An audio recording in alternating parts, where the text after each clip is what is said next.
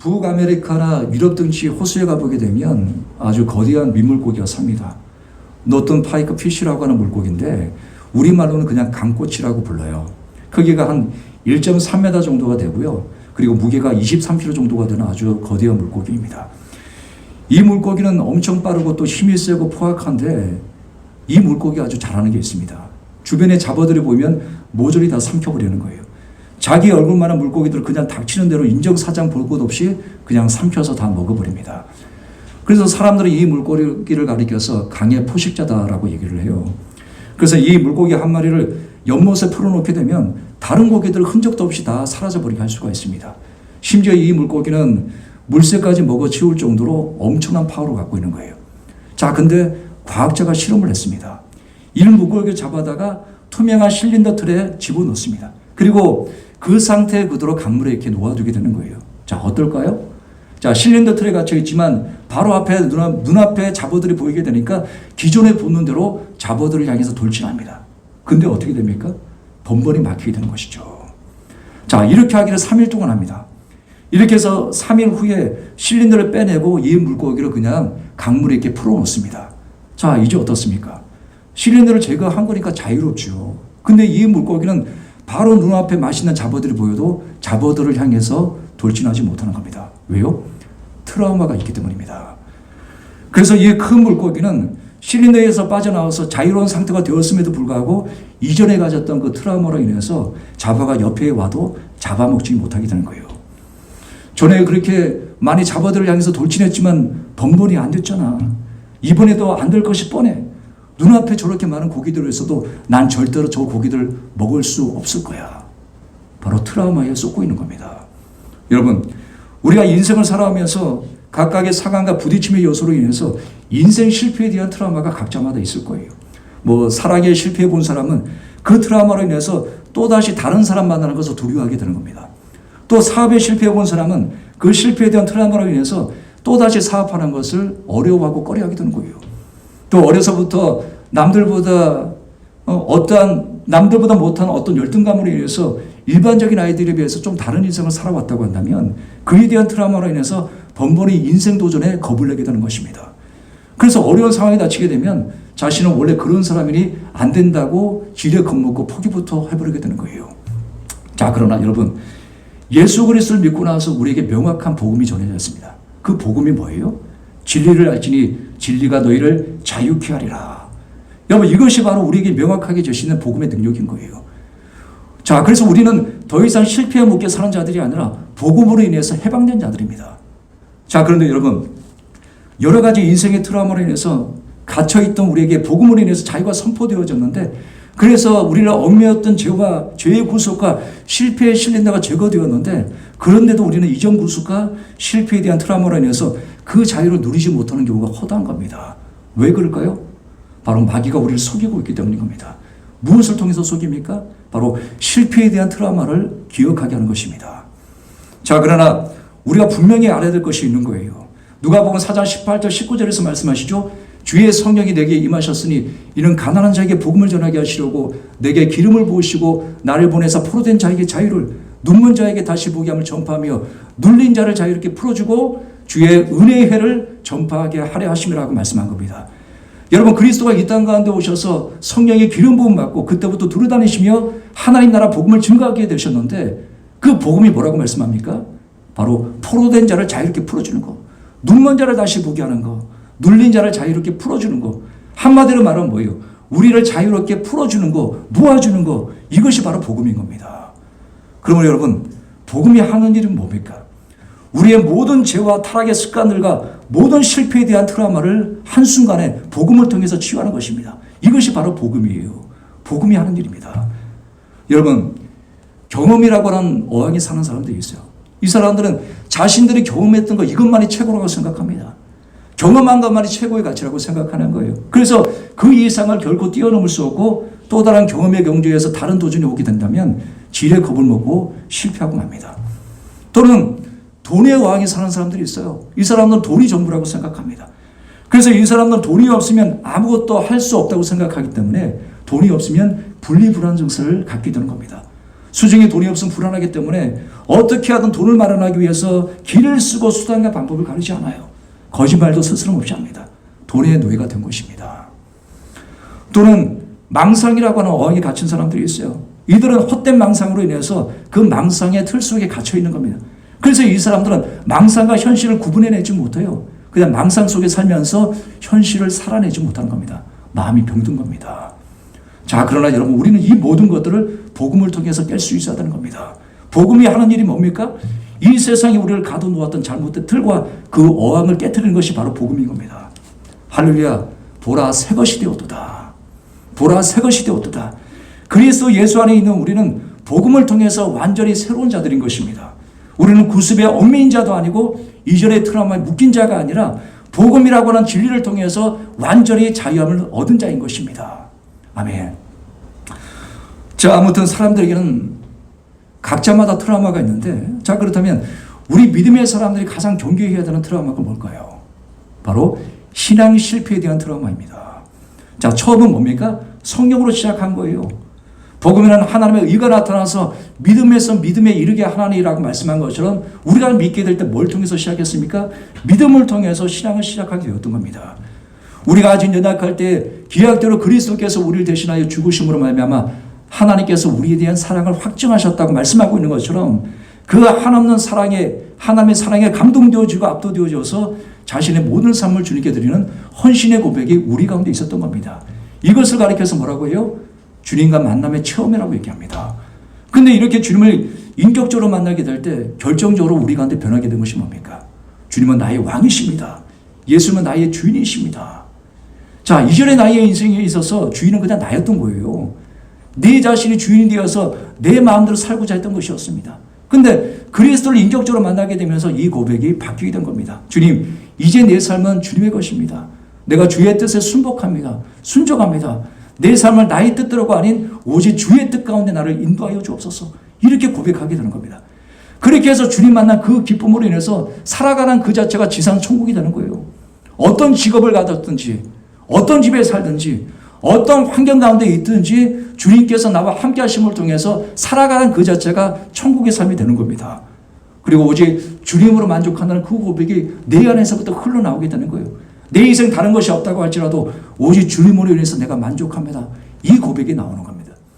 그래야 시편 기자의 고백처럼 주의 법을 사랑하며 또 성전에 있기를 사모한다는 고백이 우리 가운데 흘러나오는 거예요. 다시 말해서 뭐예요? 주님과의 동행에 최우선을 두게 되면 그토록 주님을 열망하며 살아가게 되는 겁니다. 자, 그런데요, 우리의 신앙 인생이 그렇게 평탄하지 않다는 겁니다. 그렇게 평탄하게 살도록 내버려 두지 않는 거예요. 누가요? 마귀가요. 그래서 우리의 신앙 인생은 한마디로 말하면 뭐예요? 전쟁입니다. 자, 보세요. 믿음으로 구원함을 얻은 우리가 주님과의 올바른 관계 가운데 살아간다면 그것은 뭐예요? 살아가는 그 자체가 생명의 삶입니다. 요한복음 1장에 태초에 말씀이 계시니라. 이 말씀이 하나님과 함께 계셨으니 말씀은 곧 하나님이시라. 만물이 그로 말미암아 지은 바 되었으니 지은 것이 하나도 그가 없이 된 것이 그가 없이는 된 것이 없느니라 라고 말씀합니다. 자, 그 다음에 뭐라고 말씀합니까? 그 안에 생명이 있었으니 이 생명은 사람들의 빛이라.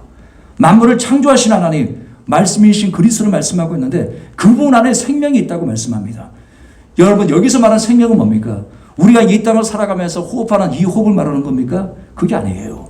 헬라 원어로 보게 되면 조예라고 하는 단어를 쓰고 있는데 바로 그리스도 안에 있는 영원한 생명, 바로 생명의 본질을 말씀하고 있는 겁니다. 근데 이 생명을 누가 갖고 있습니까?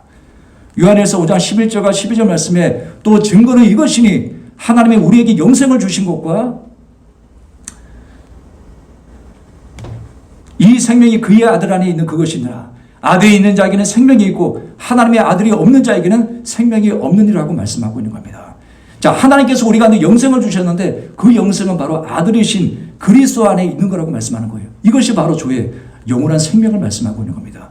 아들을 가진 자, 다시 말해서 그리스도를 믿어서 그리스도와 연합되고 관계한 자들은 이 영원한 생명을 갖는 겁니다. 그리고 그 생명을 계속해서 누리는 거예요. 언제까지요? 그리스도가 재림하여서 함께 승천하고 그 후로도 영원토록 주님과 함께 천국에서 바로 그 생명의 호흡을 하며 살아가게 되는 것입니다. 자, 그런데 여러분, 마귀가요 너무 잘합니다. 이것을 너무 잘 알아요. 그래서 마귀가 유혹하여서 그의 엄청난 거짓말을 통해서 우리 성도들을 속이고자 할 때 마귀도 하나님 말씀을 인용하는 겁니다. 마귀는 그리스도를 믿어서 거듭난 자들이 그리스도와의 지속적인 관계 속에서 실제적인 영적인 호흡을 하고 있다는 것을 너무 잘 압니다. 그래서 그를 통해서 생명의 호흡, 생명의 삶을 누리고 있다는 것을 마귀는 너무 잘 알아요. 그래서 죽이고 멸망시키라는 것을 목적으로 하는 마귀가 무엇을 할까요? 바로 이 생명의 호흡을 끌어놓고자 하는 것입니다. 마귀는 너무 잘 압니다. 그리스도인으로 하여금 생명의 호흡을 끌어놓는 방법이 무엇인지 아는 겁니다. 뭐요? 그리스도의 관계를 끌어놓는 것. 이것이 유일한 방법이라는 것을 마귀는 너무 잘 압니다. 왜요? 하나님 백성은 그리스도와의 관계 속에서 이 생명의 영적인 호흡을 하기 때문입니다. 그래서 마귀가 성도를 유혹해서 죄를 짓게 하고 믿음의 삶을 살지 못하도록 넘어뜨리는 그 목적이 뭡니까? 바로 주님과의 관계 깨트림인 거예요. 마귀가 유혹하여서 성도로 하여금 죄를 범하게 하고 믿음의 삶에서 실패토록 하는 것은 여러분 잘 보세요. 죄 자체가 목적이 아닙니다. 이것을 통해서 주님과의 관계를 깨트리기 위함인 거예요. 그래서 우리가 넘어지고 죄를 범하게 될 때 어떻게 합니까? 하나님 보지 못하는 겁니다. 고개를 돌리잖아요. 하나님께 나아가지 못하잖아요. 마귀가 노리는 꼼수가 바로 이건 거예요. 죄를 통해서 죄 자체가 목적이 아니라 죄를 통해서 하나님 보지 못하게 하고 하나님께 나아가지 못하게 하고 결국은 하나님과의 그 친밀한 관계를 끊어놓고자 하는 것이 바로 마귀의 목적인 겁니다. 그래서 뭡니까? 믿는 자에게 있어서 하루하루가 날마다 전쟁입니다. 믿음의 삶에서 실패하도록 하는 마귀의 공격과 그 가운데 믿음을 지키기 위해서 이겨야 되는 믿는 자와의 싸움이 계속해서 있기 때문인 거예요. 자, 우리는 이 싸움을 언제까지 해야 됩니까? 그리스도가 재림하시어서 결국 싸움에서 이긴 자들을 하늘 예루살렘으로 인도할 때까지 그때까지 계속해서 싸워야 되는 겁니다. 그래서 우리는 우리가 원통 원하지 않든 어쩔 수 없이 매일매일 우리 삶의 모든 영역에서 전쟁을 치를 수밖에 없는 거예요. 근데 이 싸움의 핵심이 뭡니까? 믿음을 지키느냐 지키지 못하느냐. 다시 말해서 마음을 지키느냐 지키지 못하느냐. 바로 이 싸움인 거예요. 자, 근데 뒤집어서 마귀의 입장에서 보게 되면 이 싸움은 어떤 싸움입니까? 어떻게 하면 믿음을 잃게 만드냐? 어떻게 하면 마음을 무너뜨려서 그리스도의 관계를 끊어놓을 수 있을까? 바로 이 싸움인 거예요. 자, 근데 여러분 이 싸움을 치르게 될 때 마귀가 어떻게 하는지 아세요, 여러분? 단 한순간도 대충 하지 않습니다. 마귀는 매번 싸울 때마다 최선을 다하는 겁니다. 왜 이렇게 할까요? 우리에게 바로 신앙 실패에 대한 그 트라우마를 심어놓기 위해서인 겁니다. 마귀는 너무 잘 알고 있는 거예요.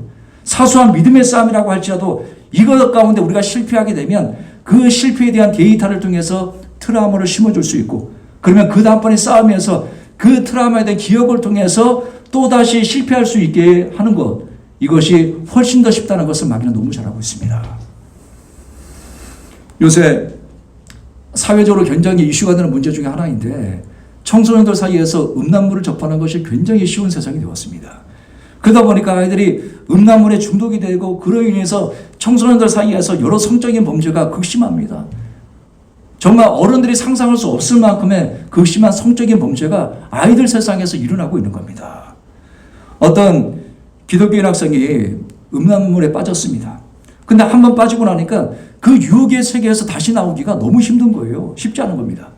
근데 그것을 인해서 양심의 괴로움을 느끼고 있던 그 학생이 신앙을 다시 이렇게 회복하고 싶어서 전문가에게 상담을 하게 되었고 그 전문가의 도움으로 음란물을 끊게 되는 시도를 하게 됩니다. 근데 우연히 이렇게 가다가 어떤 영화 광고 포스터를 보게 되는데 야한 장면이 있는 거예요. 그리고 그 장면이 굉장히 유혹적으로 다가오는 겁니다. 곧바로 마귀가 그 학생에게 생각을 던져줍니다. 한 생각을 던져주는 거예요. 넌 못 이겨. 전에도 그랬잖아. 이것이 너의 약점이야. 넌 이미 생각을 품었고 끊을 수 없어.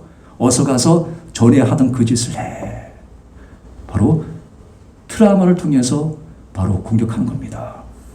자, 혈기가 많고 감정 조절을 못해서 날마다 술 먹고 행패 부리던 어떤 사람이 예수 믿고 변화된 겁니다. 자, 믿고 나서 엄청나게 많은 것들이 변했습니다. 근데 한 번씩 우라통이 치밀어 오를 때 혈기를 참아낼 수가 없는 거예요. 그래서 그 문제를 해결하기 위해서 기도원에 가서 일주일간 금식하고 내려왔습니다. 굉장히 은혜를 많이 받았어요. 그리고 자신은 정말 완전히 변했다고 생각했는데 집에 와서 아내와 대화를 나누다가 또 트러블이 일어나서 또 대판 싸우게 되었습니다. 그때 마귀가 다시 생각을 던지며 그에게 속상입니다. 넌 너의 본성을 못 이겨. 너 하던 대로 성깔 부려. 물건 집어던지고 유리창을 깨 부숴버려. 넌 너가 저리 하던 대로 그 짓을 해. 그게 바로 너야. 여러분, 마귀가 한 사람의 신앙인을 무너뜨릴 때 무엇으로 공격합니까? 바로 트라우마를 사용하는 거예요.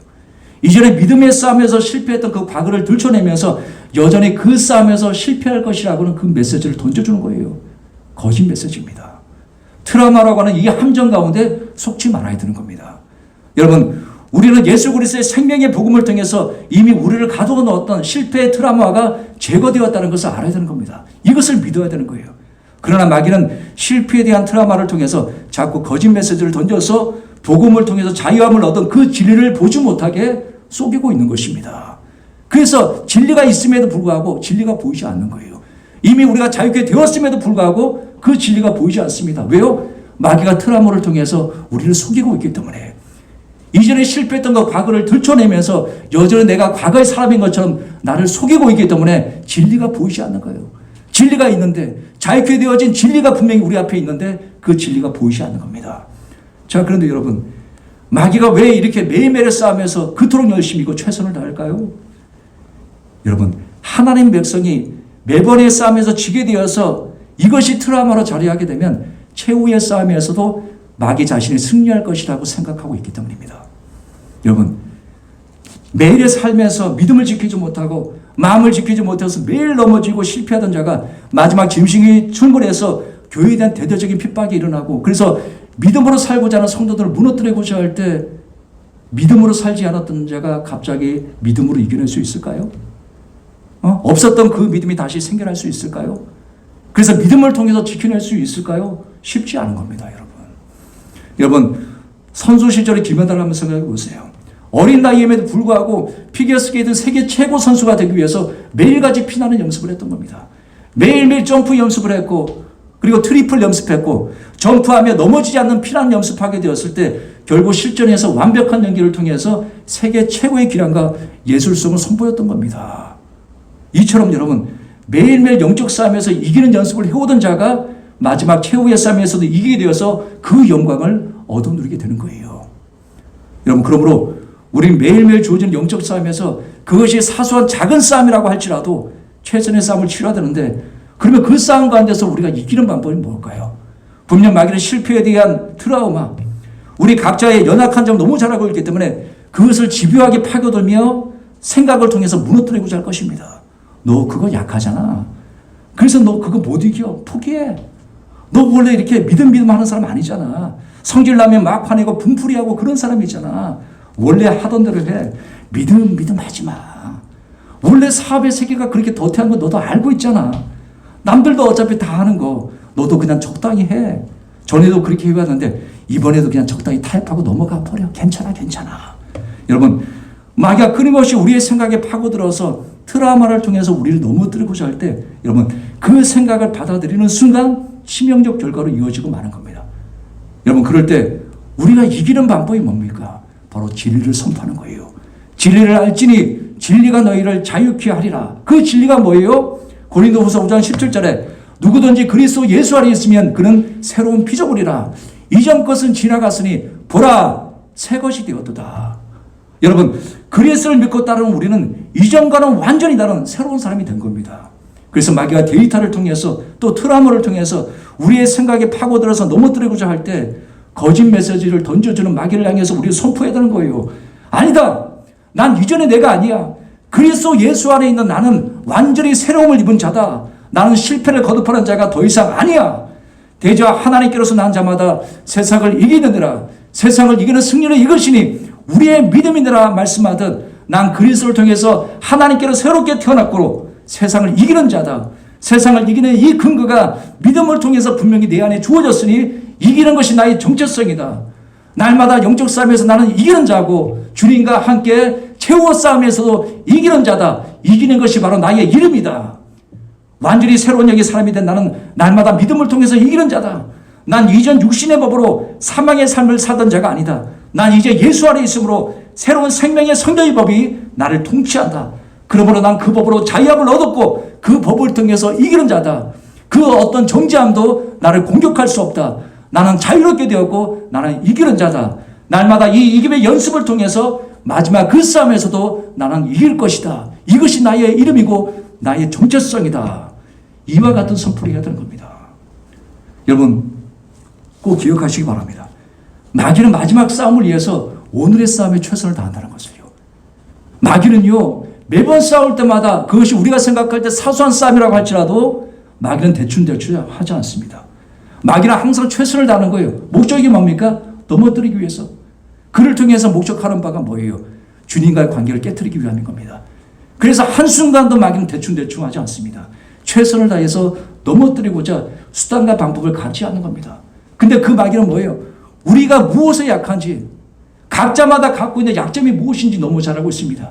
그래서 빈틈이 보였을 때 공략해서 생각을 통해서 거짓 메시지를 심어주는 겁니다. 이때 던져주는 마귀의 생각이 뭡니까? 우리가 이전에 신앙에 실패했던 그때를 기억하게 하면서 그 트라우마를 통해서 우리를 공격하는 것입니다. 이러한 때 우리가 무엇을 통해서 이길 수 있다고요? 진리의 말씀을 통해서 이기는 겁니다. 그 말씀을 선포함으로 이기는 거예요.